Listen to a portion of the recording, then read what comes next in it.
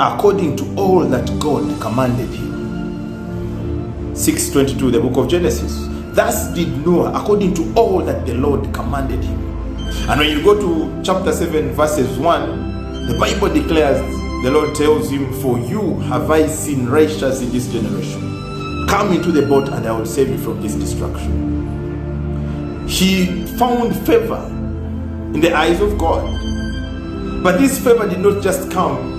No, the Bible declares Noah was different from all the other people in his generation. He was not taken up into this strong spirit of unbelief and a decision to walk anti-God deliberately. He never did that. Therefore, the favor of God fell upon him to the extent that he would be usable of God to accomplish a mission.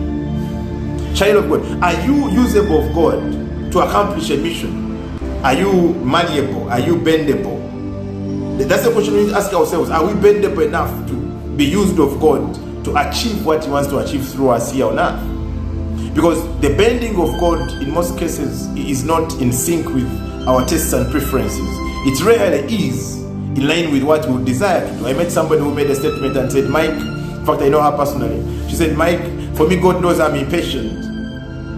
I cannot go to preach the gospel. I can't do evangelism. God knows I'm impatient. No, baby, it doesn't work that way. The question is, what if he asks you to do it even with your impatience? Somebody else could say, no, for me I am of slow speech, like Moses was giving excuses to God. I'm of slow speech, I cannot go and tell the people of Israel to come out of Egypt. He created all forms of excuses, but the Lord says, it is you I have chosen. So, to be usable of God is a result of our malleability, our flexibility, our bendability before him. It does not just happen. It is true you can have a mantle and call on your life. It's also possible not to be in position to execute what God requires you to execute here on earth on account of you are not bendable. So God uses people to the extent they are usable. Or God uses people to the extent they allow him to use them. Romans 8:14, as many as are led by the Spirit, such are the true children of God. You can be a child of God according to John 1:12, for as many as received him, to them gave he power to become children of God. But at the same time, you can be a child of God who is not true, because after you confess Christ, you are not led of the Spirit. It's difficult for you to tap into instructions. The instructions of God are what speak into the direction of grace. Genesis 19 verse 14, God is about to destroy Sodom and Gomorrah, and he has poured his grace and favor on Lot and his family. Lot found favor in the face of God, and the Lord was determined to deliver him out of Sodom and Gomorrah. But you know what? The angels ask him, do you have any relatives here? Can we please get out of this city? He goes in Genesis 19:14, tells his sons-in-law, come on, let's get out of this city. God is going to destroy it. And you know what they respond to him? You must be mocking. No, Lot, of late you take too much wine. What you're talking about? The sons were not saved.